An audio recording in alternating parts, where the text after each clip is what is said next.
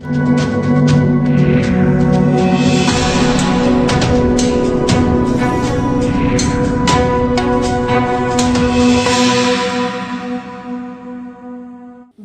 Reserve bank ने एक नई और नवोन्मेषी योजना की शुरुआत की है, जिसके तहत अब पुराने फटे और चलन से बाहर नोटों को जलाने या जमीन में दबाने की बजाय रिसाइकल किया जाएगा।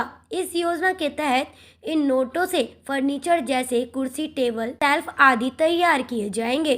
अभी तक पुराने और फटे नोटों को या तो जला दिया जाता था या गड्ढों में दबा दिया जाता था, जिससे पर्यावरण को गंभीर नुकसान पहुंच रहा था। लेकिन अब आरबीआई ने तय किया है कि इन बेकार नोटों को फर्नीचर निर्माण में उपयोग कर इको फ्रेंडली समाधान तैयार किया जाएगा। इस योजना के तहत सबसे पहले फटे नोटों को छोटे टुकड़ों में काटा जाएगा, फिर उन्हें विशेष तकनीक से गूंथ कर पार्टिकल बोर्ड में बदल दिया जाएगा। यह बोर्ड लकड़ी के विकल्प के रूप में कुर्सी, टेबल, अलमारी जैसे घरेलू फर्नीचर में इस्तेमाल किए जाएंगे।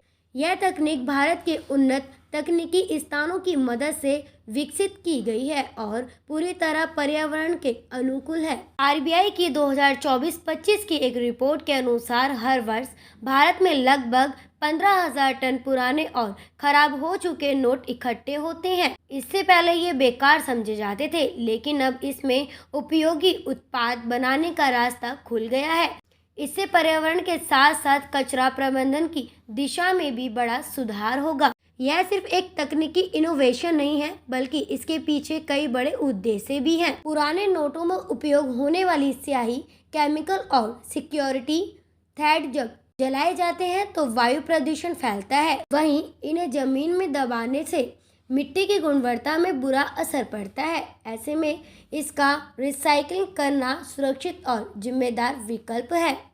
भारत में फर्नीचर का बाजार तेजी से बढ़ रहा है, लेकिन लकड़ी और कच्चे माल की कीमतें दिन ब दिन बढ़ती जा रही हैं। ऐसे में नोटों से बने पार्टिकल बोर्ड एक सस्ता, टिकाऊ और पर्यावरण के अनुकूल विकल्प साबित हो सकते हैं।